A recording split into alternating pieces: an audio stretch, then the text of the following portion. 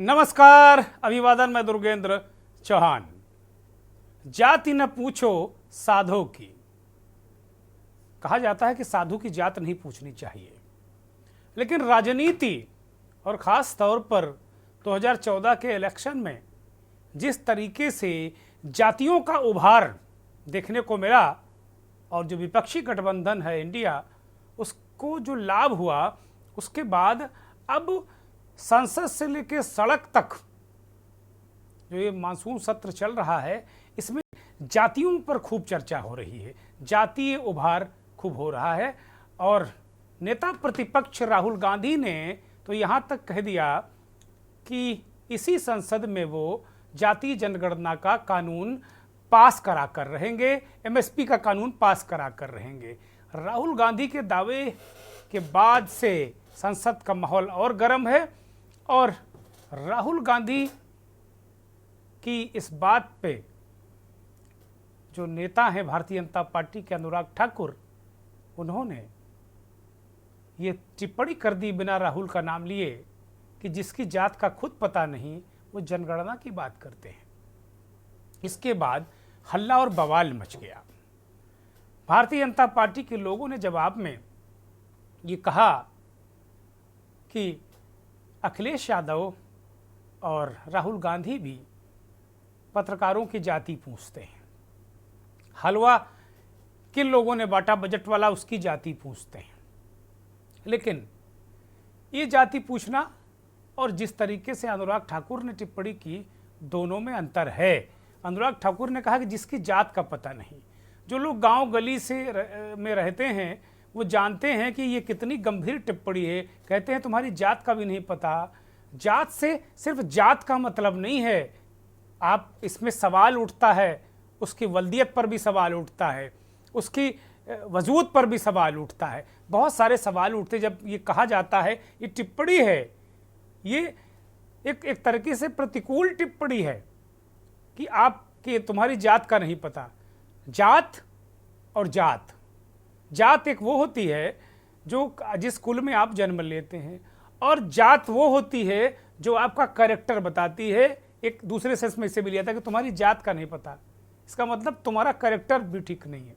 तो इस तरीके से तो कांग्रेस पार्टी ने इस टिप्पणी को बहुत गंभीरता से लिया, विपक्ष ने बहुत गंभीरता से लिया और विपक्षी गठबंधन इंडिया की तरफ से आज अखिलेश यादव ने मोर्चा लिया, लोकसभा के बाहर भी और अंदर भी। अखिलेश यादव ने कहा कि ये कैसी मानसिकता के लोग हैं, जब एक मुख्यमंत्री अपना घर छोड़ता है और दूसरा मुख्यमंत्री आता है तो उसका घर गंगा जल से धोया जाता है। मैं जब मंदिर जाता हूं तो मंदिर धो दिया जाता है। मैं और मेरी पत्नी किसी प्रतिमा पर माल्यार्पण करते हो, प्रतिमा धो दी जाती है। तो आप पता करो, अखिलेश यादव पत्रकारों से कह रहे हैं कि आप पता करो कि ये किस मानसिकता वाले लोग हैं। ये आज अखिलेश यादव संसद के बाहर सुबह जाते वक्त संसद में कहते हैं, और जब संसद में वो जाते हैं तो उनके तेवर ही अलग थे। वो एक आक्रामक नेता के रूप में बहुत आक्रमण करते हुए नजर आए विपक्ष पर, और उन्होंने कहा कि आपने जात कैसे पूछ ली, कैसे पूछ ली आपने जात। इस अंदाज में अखिलेश यादव आज नजर आए और इसी पूरे बवंडर पर आज हमारा कार्यक्रम है, नेता की जात न पूछो।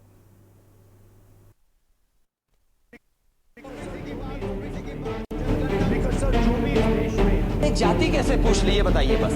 जाति जनगणना हम करा के दिखाएंगे।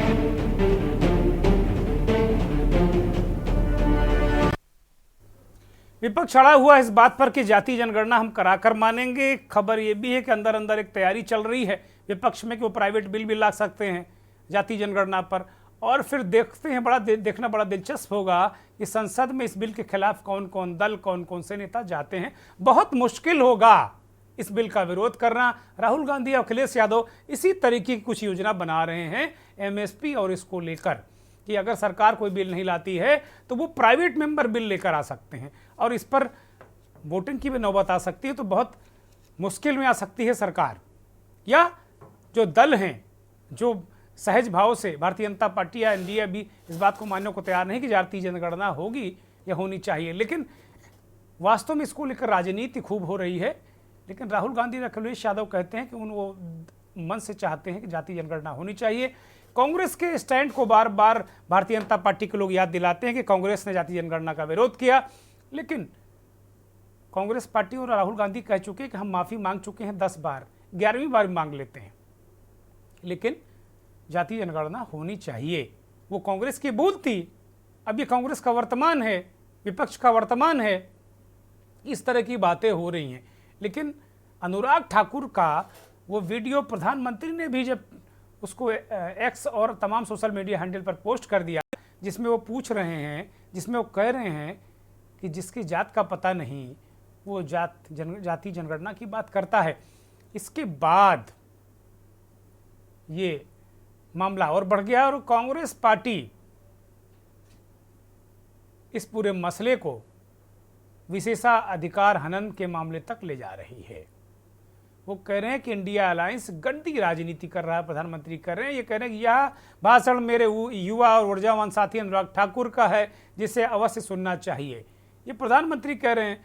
अब अनुराग ठाकुर से जो निशाना था विपक्ष का हटकर प्रधानमंत्री के ऊपर आ गया है।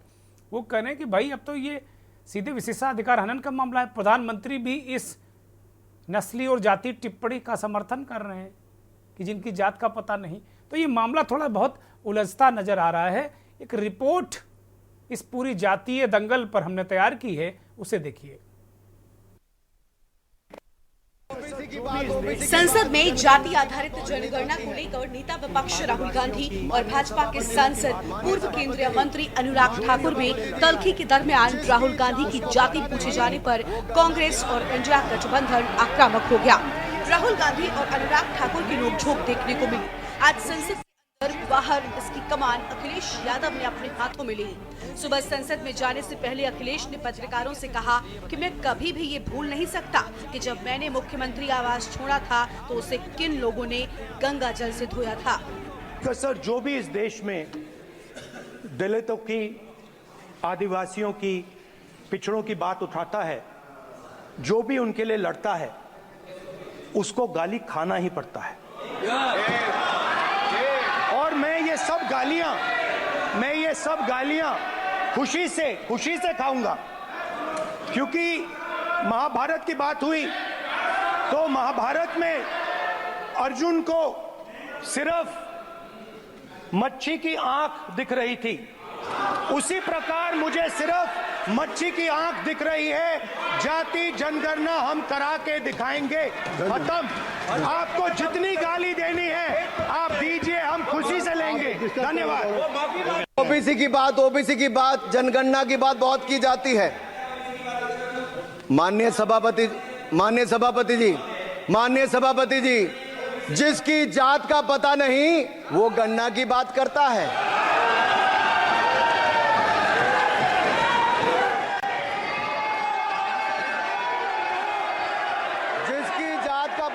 की बात करता है। जाति का सवाल कोई नया नहीं है, जाति का सवाल बहुत पुराना है। मैं उन बातों में नहीं जाना चाहता हूं। आप हमारे वो साथी हैं जो हर एक पर नजर रखते हैं। और एक समय ऐसा आया था उत्तर प्रदेश के सदन में जहां शूद्र को लेकर के बहुत सी चर्चा शुरू हो गई थी। और मुझे याद है कि मैं जब मंदिर के दर्शन करने गया तो कुछ ऐसी ताकतें हैं समाज में, वो नहीं चाहते थे कि मैं हवन पूजन करूं। मैं आपसे कहूंगा साथियों कि वो जानने की कोशिश आप करना कि वो कौन सी ताकतें हैं समाज की जो किसी को पूजा पाठ के लिए, हवन के लिए उस समय रोक रही थी। और वो दिन मैं भूल नहीं सकता हूं जिस दिन मुख्यमंत्री आवास को गंगा जल से धोया गया था। मुझे कोई आज समझा दे, कोई जागरूक समझदार इंसान मुझे समझा दे कि किसी मुख्यमंत्री के घर को गंगा जल से कैसे साफ किया जा सकता है। संसद की कार्यवाही शुरू हुई तो अखिलेश भाजपा की बेंच की तरफ मुखातिब होकर दहाड़े, कोई किसी की जाति कैसे पूछ सकता है। इनसे ये पूछना चाहता हूँ, आपने जाति कैसे पूछ ली, ये बताइए बस। आप जाति कैसे पूछ सकते हैं? आप बताएं, जाति कैसे पूछ सकते हैं? आप पूछ के दिखाओ जाति तुम। आप जाति कैसे पूछोगे तुम?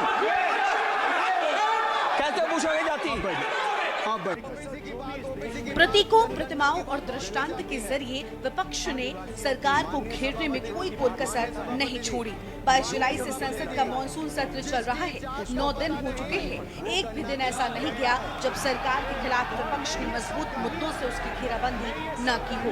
भारतीय जनता पार्टी का खेमा जिस तरीके से बचाव करता नजर आता है, उससे ये साफ है कि सरकार और भारतीय जनता पार्टी की एनडीए गठबंधन की राह और भी मुश्किल होने वाली है।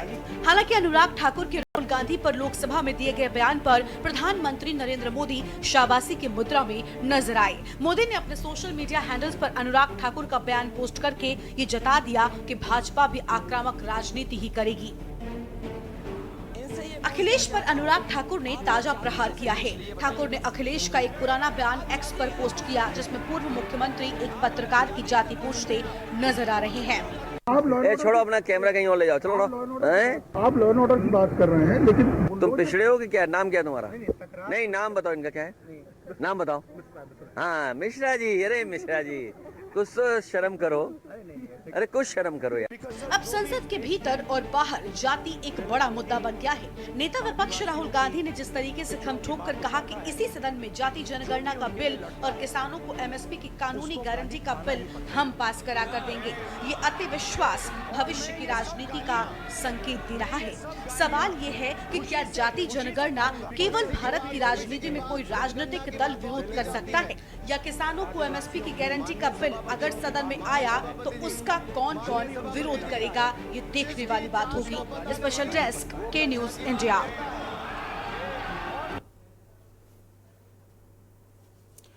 जाति न पूछो नेता की, ये विषय है और सुबह से 3-4 दिन से ये जाति पर ही मसला चल रहा है। वास्तव में इसके पीछे जो मसला ये है कि बहुत मेहनत के बाद, वर्षों की कवायद और सोशल इंजीनियरिंग के बाद, और अपना जो उनका कोर एजेंडा है हिंदुत्व, उसके तहत भारतीय जनता पार्टी ने एक सभी जातियों को एक हिंदुत्व के खांचे में फिट किया था। लेकिन 2024 का ये चुनाव ऐसा आया कि उसने उस खांचे को तोड़ दिया और वो जो जातियां हैं वो कमंडल से निकलकर बाहर आ गई। कहते हैं ना कि मंडल बनाम कमंडल, तो वो कमंडल से निकलकर बाहर आ गई और वो अलग अलग तरीके से अब वो रिएक्ट कर रही हैं।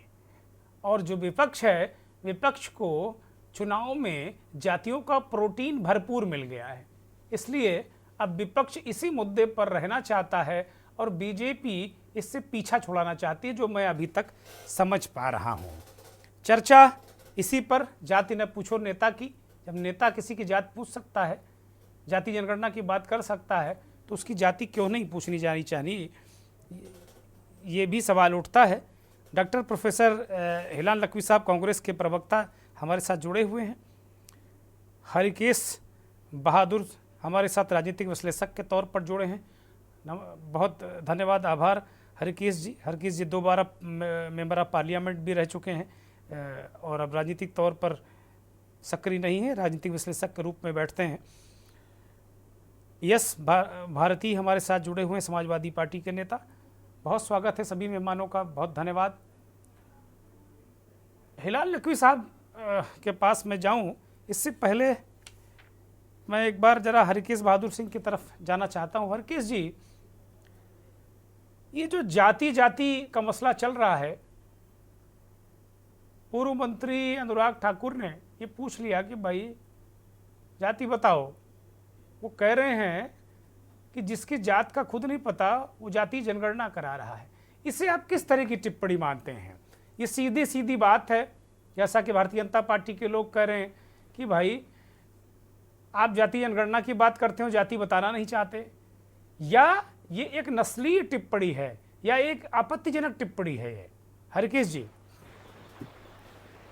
देखिए दुर्गेन जी, जब किसी के मन में किसी के लिए दुर्भावना और नफरत होती है, घृणा होती है जी, तो वो इस तरह की बातें करता है जो अनुराग ठाकुर ने किया।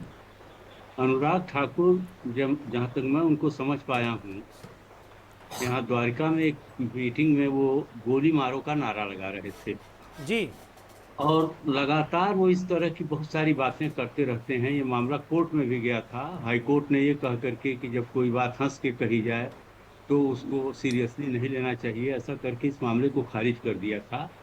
जबकि मामला बहुत सीरियस था, कोर्ट के इस जजमेंट को लोगों ने बहुत पसंद नहीं किया।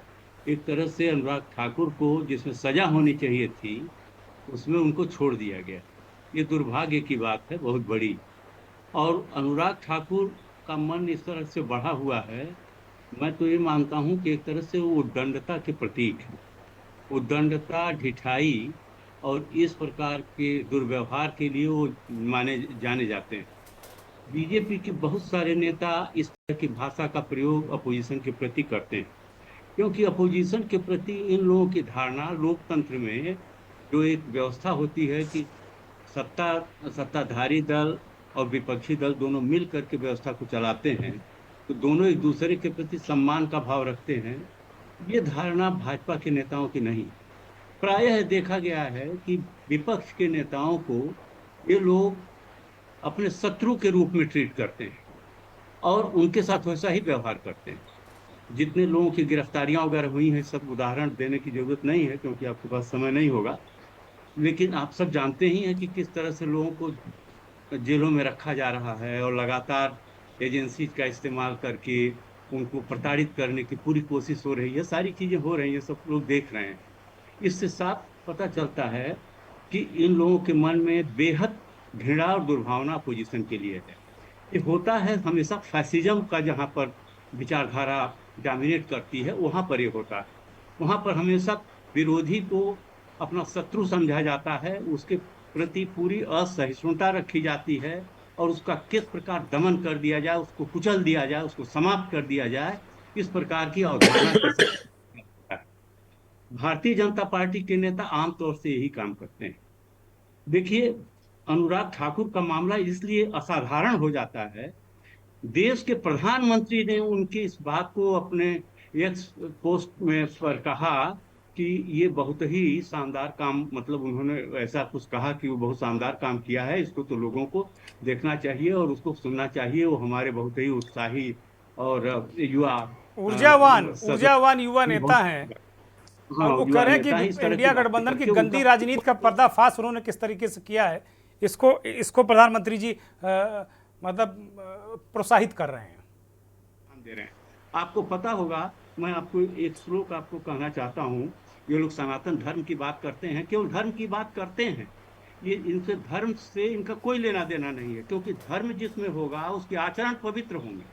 वो झूठ नहीं बोलेगा, वो छल कपट नहीं करेगा, वो किसी को धोखा नहीं देगा। इससे इनका कोई लेना देना नहीं। ये सब करते हैं और धर्म का नाम लेकर के लोगों को गुमराह करके अपने पाले में लाने की कोशिश करते हैं। इनका काम। अगर ये सनातन धर्म मानते हैं तो गीता का एक श्लोक है, ये नरेंद्र मोदी से लेकर अनुराग ठाकुर, इनके पार्टी के सारे नेता इसको पढ़ रहे हैं। ये अध्याय 3 का 21वां श्लोक है। भगवान श्री कृष्ण गीता में कहते हैं अर्जुन से, यद्यदाचरति श्रेष्ठस्तदेवेतरो जनः स यत् प्रमाणं कुरुते लोकस्तदनुवर्तते।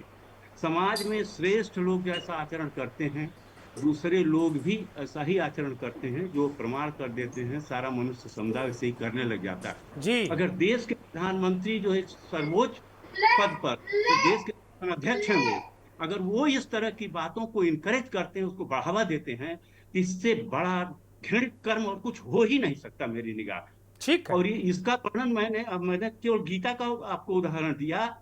ये श्रीमद् भागवत महापुराण में भी 2 जगह ही बात लिखी हुई है और ये सब ग्रंथ व्यास जी के द्वारा लिखे हुए हैं। ये सनातन धर्म को मानने वाले, धर्म का ठिठोरा पीटने वाले जाकर पढ़ लें, और अगर उनको ना ज्ञान हो तो मुझको बुलाकर मुझसे बात कर लें, मैं उन्हें दिखा दूंगा कि ये सब कहाँ लिखा हुआ है। और गीता तो बहुत आसानी से मिल जाएगी, वो भगवान श्री कृष्ण की वाणी है, अध्याय 3 का 21वां श्लोक है, उसको पढ़ लें। उससे कुछ भी सीख मिलती हो तो लें। प्रधानमंत्री को कम से कम इसका समर्थन नहीं करना चाहिए था, लेकिन ये लोग करते हैं। देखिए, विधुरी ने जब गालियां बकी थी दानिश अली को, आपको पता होगा क्या क्या बोला था जी। के खिलाफ कौन सा कार्रवाई हुई। उनको राजस्थान भेजा गया ऑब्जर्वर बना करके। अभी उनका टिकट दिखाने के लिए जब इन्होंने देखा है कि बहुत ज्यादा उसको लेकर के चुनाव में हमारे खिलाफ कुछ हो जाएगा, तो उनको चुनाव इतना किया गया कि चुनाव का टिकट नहीं दिया गया। लेकिन उस समय उनके खिलाफ कोई कार्रवाई नहीं हुई। प्रिविलेज नोटिस उनके खिलाफ गई है, प्रिविलेज मोशन शायद पेंडिंग भी है, आज तक उसका क्या हुआ क्या नहीं हुआ किसी को पता नहीं। तो ऐसी चीजों को लगातार बढ़ावा देना, अगर भाजपा का टॉप लीडरशिप ऐसा करेगा, और वो केवल भाजपा के नेता नहीं है, इस समय वो देश के प्रधानमंत्री हैं, उनको ये समझना चाहिए। ये बात पता नहीं क्यों भूल जाते हैं। ठीक बात वो है। समझते हैं भाजपा के नेता हैं। हम ठीक लोगों बात। के सारे देश के नेता आज की तारीख में हैं। भारत का प्रतिनिधित्व करने का मुख्य अधिकार ही भारत की जनता ने उन्हीं को सौंप रखा है। वो अगर इस तरह की चीजों को बढ़ावा देते हैं, प्रोत्साहन देते हैं, जिससे ज्यादा घृणित और दुख की बात क्या हो सकती है। ठीक है, ठीक है। इसलिए मैं लौटता हूँ हरकेश जी। मैं जरा हिलाल साहब को चर्चा में शामिल करता हूँ। हिलाल नकवी साहब, भारतीय जनता पार्टी के लोग कह रहे हैं कि भाई आपके नेता, उन्होंने एक तो पहली बात वो कह रहे हैं कि भाई मैंने नाम तो किसी का लिया नहीं। सुधांशु त्रिवेदी का एक बयान भी आया कि भाई चोर की दाढ़ी में तिनका। अब इस तरीके के मुहावरे पता नहीं अब परमिटेड हैं कि नहीं, लोकसभा में है, राज्यसभा में है कि नहीं है, क्योंकि बहुत सारे शब्द निकाल दिए गए हैं, लेकिन उन्होंने इसका इस्तेमाल बाहर भी किया है। वो कह रहे हैं कि भाई आप राहुल गांधी का नाम लेकर तो उन्होंने कहा नहीं, इसमें कांग्रेस ने अपने ऊपर क्यों ले लिया, राहुल गांधी ने अपने ऊपर क्यों ले लिया। एक तो ये सवाल। दूसरा मसला ये है कि प्रधानमंत्री कह रहे हैं कि ये गंदी राजनीति का पर्दाफाश किया है उनके युवा नेता ने, शाबाशी उसे वो दे रहे हैं। हिलाल साहब जी जी, देखिए ये जो पूरी की पूरी घटना घटित हुई है, अगर इसको हम लोग मोटे मोटे तौर पे बांटें तो हम इसको 3 हिस्सों में बांट सकते हैं। पहली बात ये है कि उन्होंने जाति की बात पूछी कि जिनकी खुद की जात का पता नहीं है वो जाति जनगणना की बात कर रहे हैं। तो पहले हम ये स्पष्ट कर दें कि राहुल गांधी जी जो हैं वो एक शहीद के बेटे हैं। उनकी दादी जो है वो शहीद हुई थी, और साथ ही साथ एक ऐसे स्वतंत्रता सेनानी से वो संबंध रखते हैं जिन्होंने सबसे ज्यादा लंबे वक्त तक की जेल में रहे और अंग्रेजों से लड़ाई लड़ी है। तो उनकी जात जो है वो है शहीद की जाति, और शहीद की जाति जो है वो जाहिर सी बात है कि चाहे आरएसएस हो चाहे भारतीय जनता पार्टी, वो नहीं समझ सकते हैं। पहली बात यह है। दूसरा, इसके अंदर सवाल हमारा अब भारतीय जनता पार्टी से और आरएसएस से है कि आप बताइए कि आपके अनुसार राहुल गांधी जी की जो आरएसएस का हिंदुत्व है, जिसको वो मानते हैं, उस हिलाल साहब बोलिए जी, से क्या जाती है? नहीं, हम बता रहे हैं कि वो भारतीय है, उनकी जाति भारतीय है। अब इसके अंदर सवाल ये आता है कि जो आरएसएस का हिंदुत्व मानते हैं उनके हिसाब से राहुल जी की जाति क्या है, वो इसका सवाल का जवाब दें। एक सवाल। दूसरी बात यह है कि अगर संवैधानिक तौर पे देखा जाए तो जिस वक्त ये उस वक्त के जो माननीय सभापति महोदय थे, उन्होंने कहा था कि इसको जो है वो कार्रवाई में नहीं लाया जाएगा, एक्सपेंज कर दिया जाएगा।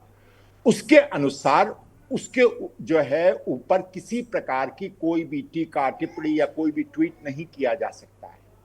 माननीय प्रधानमंत्री जी ने उसको ट्वीट किया है और उसकी सराहना की है, यानी कि वो चीज जिसको कि एक्सपंज करने की बात की गई उसकी सराहना की गई है। इसी की वजह से चन्नी जी ने जो है वो 222 में प्रिविलेज मोशन जो है वो मूव किया है। अब देखना यह है कि 222 में जो प्रिविलेज मोशन मूव किया गया है उसके ऊपर क्या भारतीय जनता पार्टी के जो स्पीकर हैं, जो अध्यक्ष हैं, उनके अंदर इतना नैतिक साहस है कि वो उसके ऊपर कार्रवाई करें, उसके ऊपर जो है वो 225 के अंतर्गत एक समिति गठन करें, जो अनुच्छेद 225 है उसके अंतर्गत जो है वो समिति गठन करें और उसके ऊपर कार्रवाई करें। नंबर 3 के ऊपर आता है कि देखिए ये जो है ये स्पष्ट रूप से दिखाता है कि किसी भी एक राजनीतिक दल की आइडियोलॉजी क्या है। हम लोग अवध के क्षेत्र में रहते हैं और अवध के क्षेत्र में जब कभी भी किसी को नीचा दिखाना होता है तो उसको जो है वो कहते हैं तेरी जात क्या है। ये जो है ये शब्द इस्तेमाल किया जाता है, लगातार इस्तेमाल किया जाता है। तो ये जो कह करके उन्होंने कहीं ना कहीं अपनी आइडियोलॉजी बताई है कि वो किस तरह से जो बैकवर्ड कास्ट के लोग हैं, जो शेड्यूल कास्ट के लोग हैं, जो शेड्यूल ट्राइब के लोग हैं, उनको कहां पर रखते हैं। और इसके कुछ उदाहरण भी मौजूद हैं। जैसे एक उदाहरण जो है वो माननीय पूर्व मुख्यमंत्री और जो अभी सांसद हैं अखिलेश यादव जी ने दिया कि उनके जाने के बाद मंदिर धोया गया और जिस घर में वो रहते थे उसको गंगा जल से धोया गया। तो ये तो इनकी जो है वो सोच है ओबीसी के लिए। शेड्यूल कास्ट के लिए सोचिए कि अभी मध्य प्रदेश में 3 जो शेड्यूल कास्ट के लोग हैं उनके हत्या की गई और अभी तक की एफआईआर नहीं लिखी गई। ये शेड्यूल कास्ट के लिए सोचते हैं।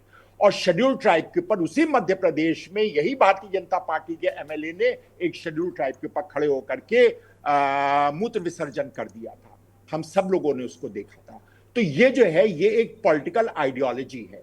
ऐसे में अगर कोई व्यक्ति खड़े होकर के ये कहता है कि हलवा जो है वो चंद लोग जो बनाते हैं और चंद लोगों में बांट देते हैं, उसने शायद कहीं बहुत ज्यादा इनके ऊपर आघात कर दिया है। कहीं जो है वो इस चीज को लेकर के बहुत ज्यादा इनकी जो एक मानसिकता है उसके ऊपर चोट पहुंची है। ठीक है, किसी की ये हिम्मत कैसे हुई कि आपने जो है वो इस चीज को नोटिस किया कि वहां के ऊपर जो 20 लोग थे उसके अंदर कौन किस जाति का था। ये अपने आप में एक बहुत बड़ा आघात था। इसके पलट करके सवाल पूछे गए। इसके पलट के सवाल पूछा गया कि आखिर राजीव गांधी फाउंडेशन में कितने कौन लोग कहाँ हैं। तो जवाब पहले आप दे दीजिए ना। नहीं, इसका कोई मतलब ही नहीं ना। राजीव फाउंडेशन में कितने लोग हैं या सोनिया जी के घर में कितने लोग काम करते हैं, इसका कोई मतलब नहीं। सोनिया जी का घर सरकार नहीं है भाई, सरकार से पूछा जाएगा। आरएसएस के सर्व संचालकों में कितने जो हैं वो शेड्यूल कास्ट के वे, इसका वर्णन आप भी। ठीक है, हिलाल साहब मैं लौटूंगा। यश भारती जी को भी चर्चा में शामिल करते हैं। यश भारती जी, ये कहा जा रहा है सारे भारतीय जनता पार्टी के नेता ये कह रहे हैं कि भाई अखिलेश यादव राहुल गांधी का मोहरा बन गए हैं, राहुल गांधी ये कांग्रेस का मोहरा बन गए हैं। अखिलेश यादव के बारे में भी अभी अनुराग ठाकुर ने ट्वीट करके कहा एक्स पोस्ट पर कि वो खुद पत्रकारों की जात पूछ रहे हैं, वो खुद जाति भेदभाव करते हैं, वो कैसे किसी की जाति पूछने से रोक सकते हैं। लेकिन अखिलेश यादव ने इस पूरे मोर्चे को लिया और उन्होंने सदन से बाहर और सदन के अंदर एक मजबूत विरोध किया और उस बात को रखा। लेकिन बार बार ये हो रहा है कि भाई जाति जनगणना के नाम पर चुनाव से पहले से लेकर अब तक अब आप लोगों को जो विटामिन मिल गया है, प्रोटीन मिल गया है चुनाव में जातियों का, उसकी वजह से आप लोग इस तरह कर रहे हैं। प्रधानमंत्री ने कहा कि ये जो इंडी गठबंधन वाले लोग हैं इनकी गंदी राजनीति का उनके युवा नेता ने पर्दाफाश किया है। तो बकौल प्रधानमंत्री आप लोग एक गंदी राजनीति कर रहे हैं। यस भारती दुर्गेन जी, मैं यहाँ ये कहूं, जो अनुराग ठाकुर जी की भाषा थी उस भाषा में जात का पता नहीं, जाति जनगणना विषय पर चर्चा हो रही है टीवी चैनल पे। कैसा सुनने में लग रहा है? तो ये आपकी जात का परिचय नहीं पूछ रहा, ये जात का अपमान करने की कोशिश की जा रही है। और यही एट्रोसिटी एक्ट में आता है, जिसके कारण अनुसूचित जाति और जनजाति को विशेष अधिकार दिया गया है, जो जात के नाम पर उनको प्रताड़ित करना, जात के नाम पर उनको अपमानित करना। और यही काम भारतीय जनता पार्टी की मानसिकता को है, जो अनुराग ठाकुर जी की जुबान से निकली है। और उस जुबान को प्रशंसा देने का काम किया है नरेंद्र मोदी जी ने। वो नरेंद्र मोदी जी जो लगातार आरएसएस की कोख से पले हुए हैं और आज प्रधानमंत्री के पद तक सुशोभित हुए हैं। भारतीय जनता पार्टी के कैडर बेस्ड नेता नहीं थे, वो आरएसएस से आयातित किए गए हैं। जैसे महासचिव और प्रमुख पद पर आरएसएस से आते हैं लोग। ये वही भारतीय जनता पार्टी की। और आप समझिए इस बात को कि ये जो नरेंद्र मोदी जी ने प्रशंसा की है, ये कोई पहली बार नहीं की है। आप पत्रकार बिरादरी की एक महिला की दक्षिण में हत्या हो जाती है, गौरी लंकेश कहता है कुतिया मर गई, एक संबोधन करके ट्वीट करके उसको नरेंद्र मोदी जी फॉलो करते हैं।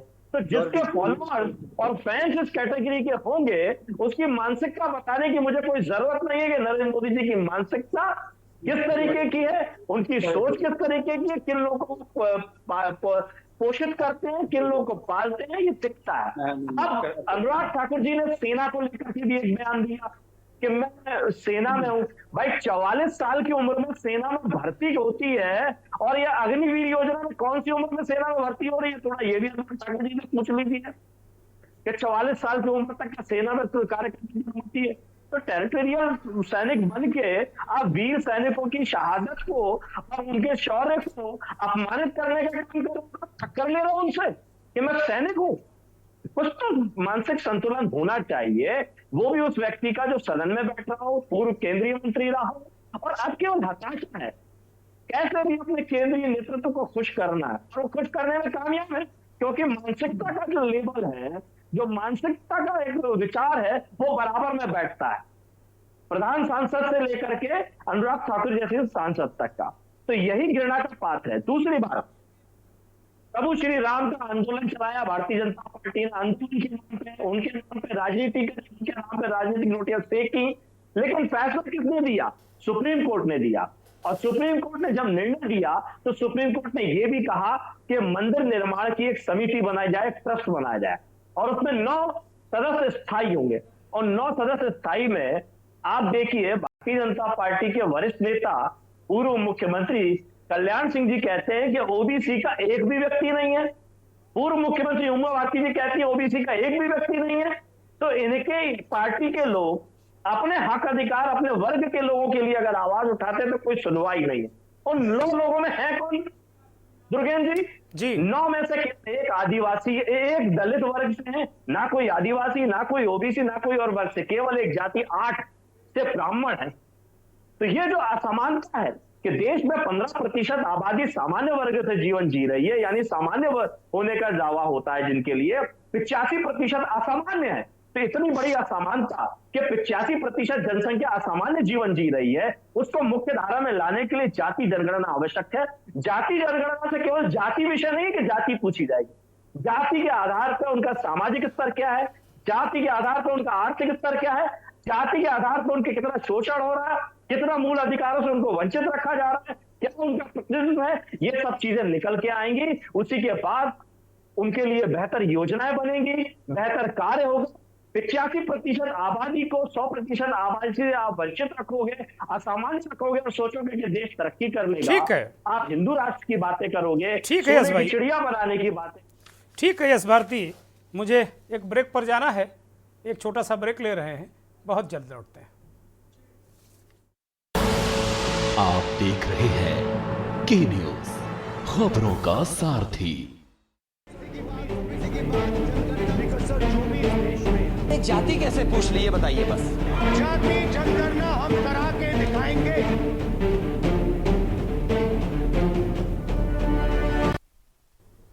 जाति ने पूछो नेता की, ये बड़ी महत्वपूर्ण चर्चा है और जाति जनगणना को लेकर संसद से सड़क तक हंगामा बवाल मचा हुआ है।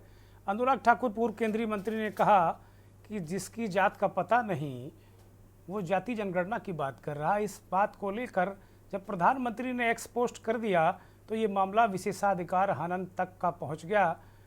कांग्रेस पार्टी ने कहा कि ये विशेषाधिकार हनन है और प्रधानमंत्री को लेकर भी ये कहा गया कि जब लोकसभा में उस समय चेयर पर बैठे जगदम्बिका पाल ने कह दिया कि ये एक्सपंज कर दिया जाएगा बयान या इसे कार्रवाई में ना शामिल किया जाए, उसके बाद भी प्रधानमंत्री ने इस पूरे वीडियो को एक्स पर पोस्ट कर दिया। ये और गंभीर बात है। वो कह रहे हैं प्रधानमंत्री कि गंदी राजनीति का पर्दाफाश किया है उनके नेता ने। सौरभ उनियाल हमारे साथ जुड़े हुए हैं, भारतीय जनता पार्टी के नेता, अभी ताज़ा जुड़े हुए हैं। ब्रजेंद्र प्रताप सिंह काफ़ी देर से जुड़े हुए हैं, वरिष्ठ पत्रकार, राजनीतिक विश्लेषक हैं और इस देश की ओबीसी और दलित राजनीति को बहुत अच्छी तरीके से फॉलो करते हैं। ब्रजेंद्र, आपकी तरफ आ रहा हूँ। ये पूरा जो टंटा है इसके पीछे क्या आप देखते हैं? एक तो जैसा अभी हिलाल नकवी ने भी कहा, अभी यश भारती ने भी कहा कि भाई ये तो आप भी गांव गली से आते हैं, हम लोग भी आते हैं, कहते ना कि जिसकी जात का नहीं पता, तो जात से ये भी जोड़ा जाता है कि जिसकी असलियत का नहीं पता है, जो असल नहीं है। इस तरीके की व्याख्याएं की जाती हैं गांव गली में इस तरीके की बातों को। तो एक तो इसको आप किस दृष्टिकोण से देख रहे हैं? दूसरा, क्या जो जातीय जनगणना को लेकर विपक्ष दबाव बना रहा है उसकी बौखलाहट है क्या ब्रजेंद्र? दुर्गेंद्र जी, भारत में जाति एक कड़वा सच है। अभी जाति कोई खत्म नहीं करना चाहता है, कोई नहीं खत्म करना चाहता। सबके सब जब बच्चे प्राथमिक स्कूल में जाते हैं तो उस दिन पूछा जाता है किस जाति के हो, किस धर्म के हो, बस इतना जरूर लिखा जाता है कि हाँ भारतीय हो। तो जाति तो सच है। और जिस तरह से ये चुनाव हुआ पूरे भारत में जातीय जनगणना की मांग ने बड़ी तेजी से अपने आप को स्थापित किया। जातीय जनगणना कराने का जो दबाव राहुल गांधी, नीतीश कुमार और जो जिन लोगों ने बनाया पूरे उत्तर प्रदेश में और पूरे देश में, भारतीय जनता पार्टी के सामने बड़ी चुनौती है कि जातीय जनगणना नहीं होगी तो जाति विकास कैसे होंगे, लोगों का विकास कैसे होगा। विकास की कोई भी, आप जाति के नाम पर वजीफा बांट रहे हैं, आप जाति के नाम पर लोगों को अस्पताल ले जा रहे हैं, जाति के नाम पर आप भर्तियां कर रहे हैं, तो जातीय जनगणना कराने से परहेज कैसा। और जातीय जनगणना से मामला डाइवर्ट हो जाए ऐसी कोशिश ये सरकार करेगी, लोकसभा के अंदर करेगी। लेकिन अनुराग ठाकुर इसको इस रूप में देखा जा सकता है क्या? अनुराग ठाकुर के बयान को क्या इस रूप में देख सकते हैं क्या? बिल्कुल। अनुराग ठाकुर, मैं व्यक्तिगत तौर पर कह रहा हूं अनुराग ठाकुर के लिए कि अनुराग ठाकुर का ये भाषाई मर्यादा का ख्याल नहीं रखा उन्होंने। भारतीय जनता पार्टी को इसका बहुत बड़ा नुकसान उठाना पड़ेगा। भारतीय जनता पार्टी अपनी नीति नियम, अपनी नीयत के लिए सामने है पूरे देश के सामने, लेकिन जिस तरह से अनुराग ठाकुर ने बात की, अनुराग ठाकुर को एफआईआर करके जेल भेजने की बात होनी चाहिए। अगर ब्रजेंद्र वो कह रहे हैं, ऐसे नेता को कह रहे हैं जो नेता खुद भी 2004 से इस संसद में है और वो नेता प्रतिपक्ष है संवैधानिक पद पर, भले उनका नाम न लिया हो। आज फेस सेविंग बीजेपी के लोग कर सकते हैं इस बात को लेकर। जी, अगर मैं कानपुर के किसी थाने के सामने किसी से इस तरह की बात कर दूं तो उठाकर मुझे पुलिस अंदर कर देगी। ये जो भाषाई अराजकता है, जो भाषाई गुंडई है, वो भी विधानसभा के और लोकसभा के अंदर इस तरह की बातें ठीक नहीं है जो अनुराग ठाकुर कर रहे हैं। इससे अनुराग ठाकुर का अपना चरित्र भी सामने आ रहा है और नेता प्रतिपक्ष या अखिलेश यादव या भारतीय जनता पार्टी का कोई नेता अगर कोई बात कहते हैं संसद में तो उनको कहने दिया जाए। सभापति पीठासीन अधिकारी थे जगदम्बिका पाल जी, जगदम्बिका जी ने कहा कि इसको डिलीट करिए, कार्रवाई में शामिल नहीं करते। उसके बाद भी अभी तंडा खड़ा कर रहे हैं पूरे देश में कि बहुत अच्छा किया, बहुत अच्छा किया। हाँ, प्रधानमंत्री उसको एक्स पर पोस्ट कर रहे हैं। ये बड़ा गंभीर विषय है। कांग्रेस को सबसे ज्यादा इतराज इसी बात को लेकर है। ब्रजेंद्र, प्रधानमंत्री जी ने खुद को कहा कि मैं तेली हूं। किसने पूछा था आपसे चुनाव में कि आप तेली हैं कि चौहान है? आपसे किसने पूछा था? आपने बताया कि मैं तेली हूं, मैं पिछड़ी जाति में पैदा हुआ हूं। जाति आप भी बता रहे हो। भारतीय जनता पार्टी के हर नेता ने, पिछड़ी जाति के नेताओं ने अपने अपने जात के सामने लोध लिखना शुरू कर दिया। किसी ने पटेल लिखना शुरू, कल्याण सिंह को लोध कह दिया। कल्याण सिंह थे, मुलायम सिंह थे, किसी ने यादव लिखना शुरू कर दिया, किसी ने पटेल लिखना शुरू कर दिया, किसी ने चौहान लिखना शुरू कर दिया। जब अति पिछड़ी जाति के जो चौहान दारा सिंह को मंत्री बनाया गया तो उन्होंने बताना शुरू किया कि ये वो चौहान वाला नहीं है जो दुर्गेन्द्र चौहान वाले हैं।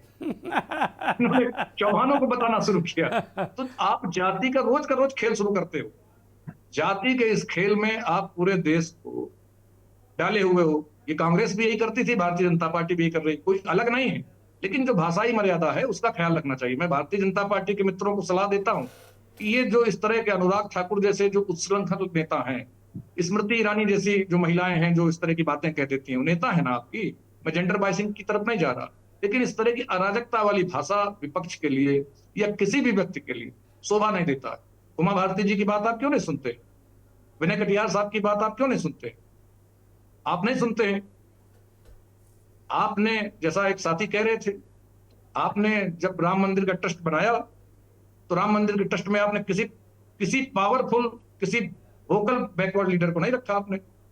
आपने कोरम पूरा करने के लिए एक आदिवासी को रख दिया जो बात भी न कर पावे। आपने किसी नपेंद्र मिश्रा जैसे ब्यूरोक्रेट को आपने रखा, तो किसी रिटायर्ड आईएएस अफसर को आप रखते, दलित को, ब्रजलाल को ही रख देते। आपने राज्यसभा भेजा, ब्रजलाल जी को ही रख देते। तो आप दिखाने के लिए रखते हो। अखिलेश यादव का घर हो या किसी और का घर हो, आप गंगा जल से धोते हो। अभी संगम की तैयारियां हो रही हैं, आप जाति देखकर कुंभ का मेला बसाते हो। ये क्या मसला है ब्रजेंद्र? ये तो नया मसला बता रहे हैं आप। नहीं, कुंभ में भी जातियों के आधार पर तो आप जमीन का आवंटन करते हैं। दुर्गेन्द्र जी, 3000 करोड़ रुपए का आवंटन जाति के आधार पर होगा। अगर वहां कोई आदमी ब्राह्मण नहीं होगा तो उसको जमीन नहीं मिलेगी शंकराचार्य के रूप में। अच्छा, इस देश में आप जो शंकराचार्य होगा वो ब्राह्मण होगा, तभी उसको जमीन मिलेगी, सुविधाएं मिलेंगी सरकारी करोड़ों रुपए की। ये कुंभ में आप करने जा रहे हैं। आपने दिखाने के लिए कुंभ में ऐलान किया पूरे देश में कि हमने एक नीची जाति के आदमी को, मतलब जिसको संविधान में शेड्यूल कास्ट ट्राइब कहा गया है या पिछड़ा का दलित कहा गया है, हमने उसको महामंडलेश्वर बना दिया। ये बाबा लोग ये दिया करते हैं एक डिग्री महामंडलेश्वर बनाने की। तो एक दलित को आपने महामंडलेश्वर बना दिया, उसके नाम पर जमीन दीजिए। आप तो पूरे कुंभ मेला को जो विश्व प्रसिद्ध है उसको जाति के आधार पर बसाते हो।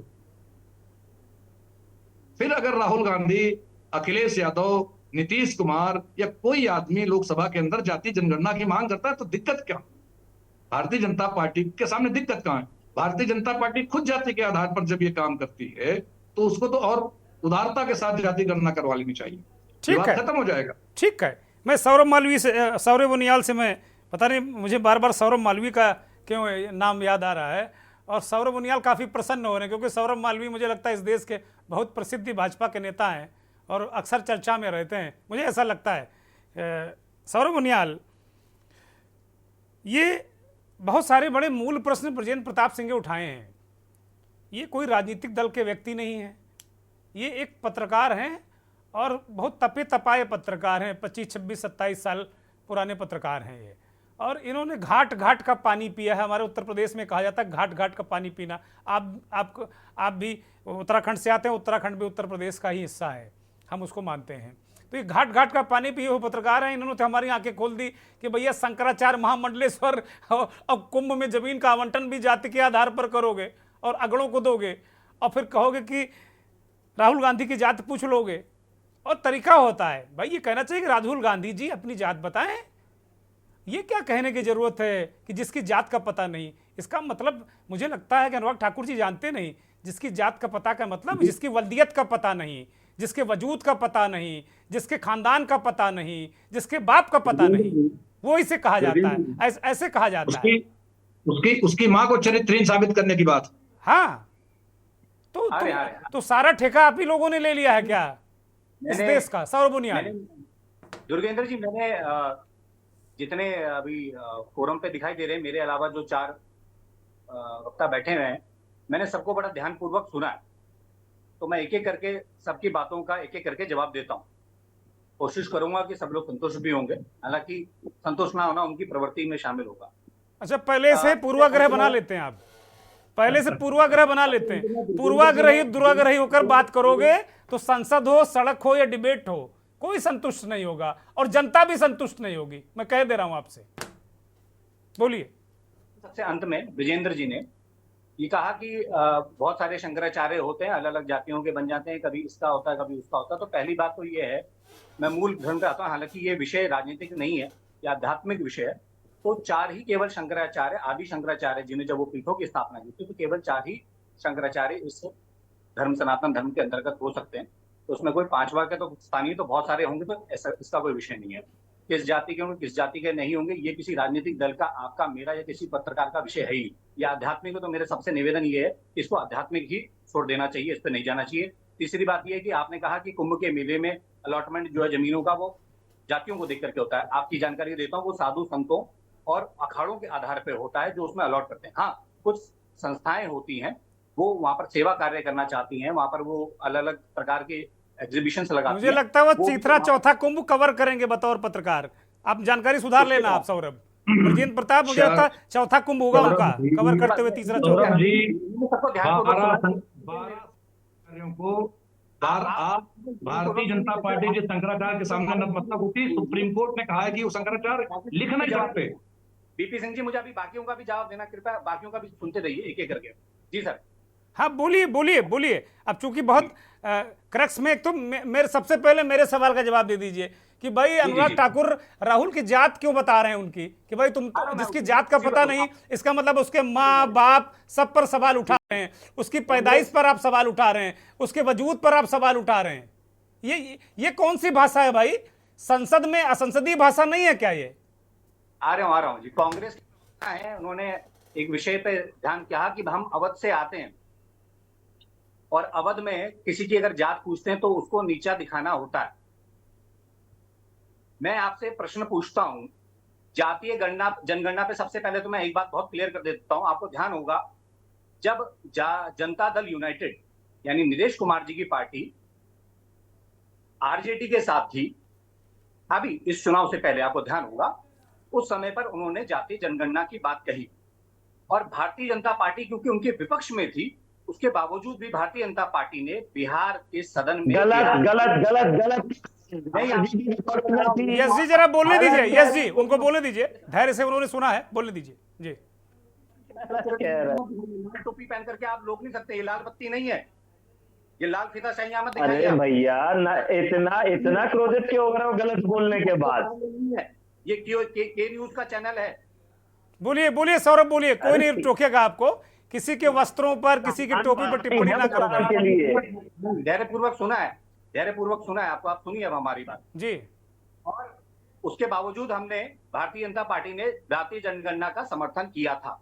आप जाकर के रिकॉर्ड चेक कर सकते हैं।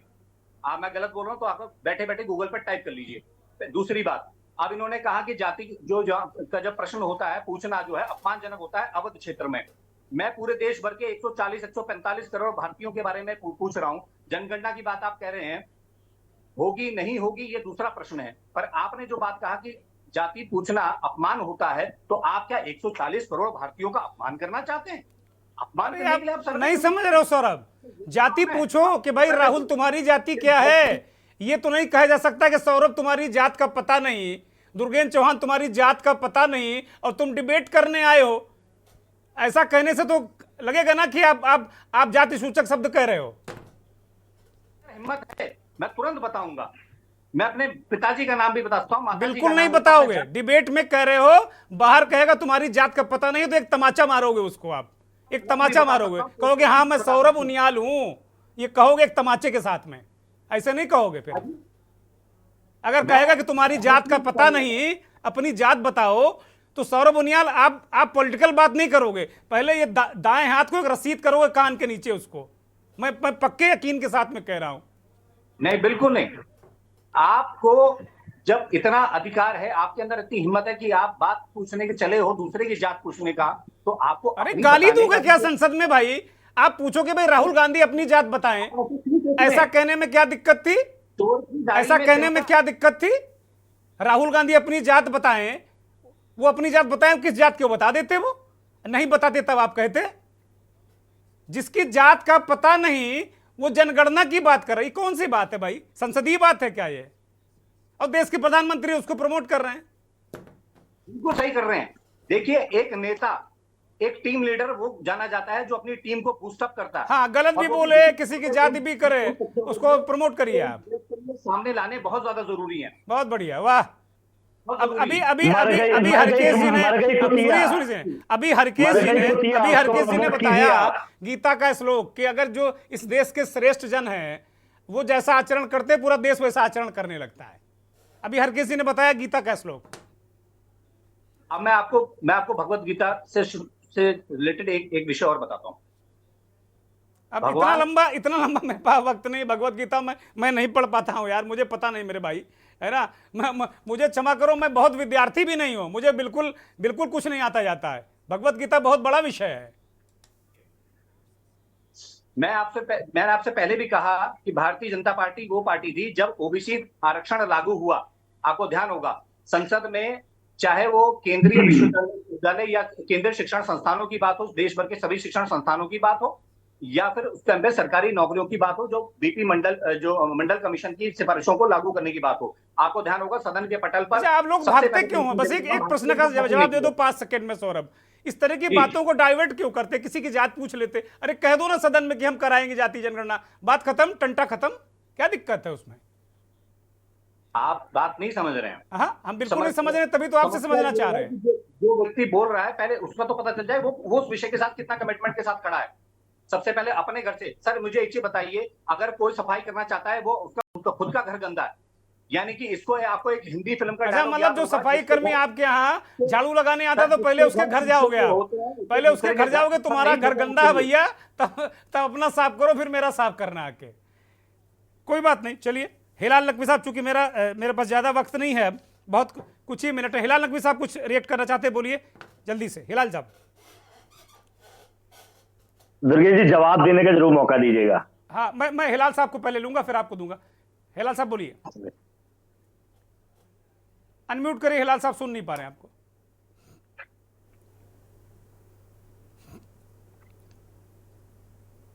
जी। जो चोर की दाढ़ी में तिनके की बात कही जा रही है, इसको जरा सा अगर बढ़ा के बता दे, चोर कौन है, क्या तिनका है, क्या चोरी है उसके अंदर। अगर राहुल गांधी जी जो है उन्होंने अपने ऊपर लिया है, तो चोर की दाढ़ी में तिनके का क्या मतलब है। पहले आप जो है, हमने एक सवाल पूछा था कि आरएसएस की जो हिंदुत्व है उसके हिसाब से राहुल जी की क्या है जाति। सवाल जो ये कहा जा रहा है चोर की दाढ़ी में तिनका, तो क्या चोर है इसके अंदर, कौन सी ऐसी चीज है जिसको कि आप चोर बोल रहे हैं, इसके बारे में हम निश्चित रूप से जानना चाहेंगे। क्या ऐसा गलत है? अगर राहुल जी इसके ऊपर रिएक्ट किए हैं तो आप कह रहे चोर की दाढ़ी में तिनका, तो आप क्या कहना चाहते हैं? वो कह रहे हैं कि उनके लिए कहा ही नहीं, अगर वो ऐसे हैं इसीलिए रिएक्ट कर रहे हैं, इस मुहावरे को इसी रूप में प्रयोग कर रहे हैं। वो कैसे हैं? सवाल तो ये वो कैसे हैं जो ऐसे रिएक्ट कर रहे हैं। सवाल ये है कि वो कैसे हैं जो ऐसे रिएक्ट कर रहे हैं। ठीक है सौरभ जवाब दे दीजिए। सौरभ बहुत छोटा सा जवाब सौरभ बोलिए, वो कैसे हैं? तिनके का मतलब क्या है? राहुल गांधी जी की संपूर्ण रूप से बौखलाहट चेहरे पे दिखाई दे रही है जब उनसे प्रश्न पूछा जा रहा है। पूरी कांग्रेस की टीम, आप जैसे लोग जो चिल्ला रहे हैं टीवी चैनलों पे, ये दिखाई दे रही है। ठीक है यस भारती छोटा सा आप कुछ कहना चाहते हैं, रिएक्शन बोलिए। हमारा बहुत स्पष्ट मानना है कि हमने जो है वो राहुल जी की जाति बता दी। वो भारतीय हैं, शहीद के बेटे हैं और उनकी दादी भी शहीद, तो वो भारतीय हैं। जी बोलिए हिलाल साहब, जरा यस भारती को मौका दीजिए। हिंदुत्व है उसके हिसाब से राहुल जी क्या, जो आप कह रहे हैं चोर की दाढ़ी का जाति को लेकर। ठीक है हिलाल साहब सौरभ हिलाल साहब, यस भारती को मौका दे दीजिए। बोलिए यस भारती, बोलिए। आप बताइए चोर की दाढ़ी में तिनके क्या बोलिए, इस पर डिबेट कर लेंगे यार, लंबा डिबेट कर लेंगे, 1 घंटा चोर की दाढ़ी तिनका में कर लेंगे। अभी यस भारती को बोलने दीजिए। यस भारती बोलिए। देखिए, जो प्रमोशन की बात है कि नरेंद्र मोदी जी किन लोगों को प्रमोट करते हैं, मैं बता चुका कि दक्षिण में जब एक पत्रकार की हत्या हो जाती है और उस हत्या के पीछे उस पत्रकार को संबोधित करते हुए ट्वीट करता है एक व्यक्ति कि मर गई कुतिया, और उसको प्रमोट करने का काम नरेंद्र मोदी जी करते हैं, उनको फॉलो करते हैं। तो उसी तरीके से गलत कामों का प्रमोशन करने का काम लगातार नरेंद्र मोदी जी कर रहे हैं और उन्याल साहब भारतीय जनता पार्टी के प्रवक्ता के रूप में उनको जस्टिफाई को सही ठहरा रहे हैं। और गोली मारो सालों की से बोलते हैं ठाकुर जी,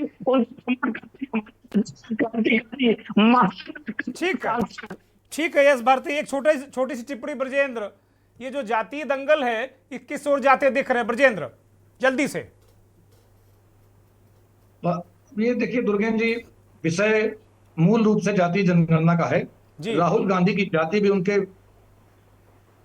शैक्षिक प्रमाण पत्रों में लिखी है, स्कूल में दाखिल है, ब्रजेंद्र सिंह की भी दाखिल जी। जाति जनगणना अगर ये भारतीय जनता पार्टी की सरकार करा लेगी तो आने वाले जो तमाम सारे चुनाव हैं उत्तर प्रदेश में जहां इनकी जमीन खिसक गई है, हो सकता है ये खड़े हो जाएं। अब मुश्किल है कि भारतीय जनता पार्टी के अंदर बहुत बड़ी लॉबी ऐसी है जो जातीय जनगणना कराना चाहती है, जो उनके ऊपर लगातार दबाव बनाए है, विपक्ष भी दबाव बनाए हुए। मोहन भागवत जी ने भी अपने बयान बदले हैं, सुर बदले हैं। तो ये एक द्वंद में फंसी है सरकार द्वंद में फंसी है कि भाजपा के भीतर से भी जातीय जनगणना का दबाव है, नीतीश कुमार भी लगातार दबाव बनाए हुए हैं, राहुल गांधी, अखिलेश यादव लोकसभा के अंदर दबाव बनाए हुए हैं। जातीय जनगणना होनी है, उसकी क्रेडिट किसको मिले, ये झगड़ा है दुर्गेन जी। ठीक। एक 20 सेकेंड हरकेश जी, अंतिम टिप्पणी इस कार्यक्रम की कि विजयन ने कहा कि क्रेडिट की होड़ है, जातीय जनगणना तो होनी, और मुझे लगता है राहुल गांधी इसीलिए खम ठोंक कर कह रहे हैं कि मैं इसी सदन में कराऊंगा। आप क्या मानते हैं?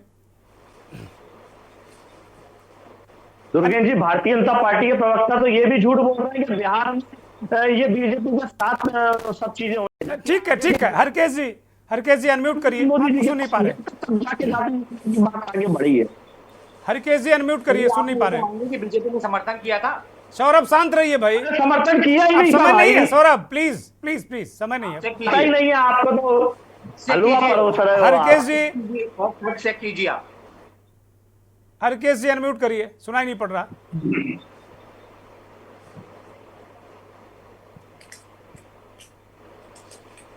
हरकेश जी की आवाज नहीं आ रही। बहुत शुक्रिया सभी मेहमानों का, सौरभ उनियाल, यस भारती, प्रोफेसर हिलाल नकवी साहब, हरकेश बहादुर और ब्रजेंद्र प्रताप सिंह, आपका भी बहुत बहुत धन्यवाद। बहुत आभार दर्शकों का जिन्होंने इस कार्यक्रम को देखा और अपनी कोई राय जरूर बनाई होगी। मंथन में जो सार निकला वो ये है कि जाति जनगणना तो होकर रहेगी, इसे कोई टाल नहीं सकता। अब क्रेडिट राहुल गांधी अखिलेश यादव को मिलता है या नरेंद्र मोदी और अनुराग ठाकुर जैसे नेताओं को। बहुत बहुत धन्यवाद। नमस्कार।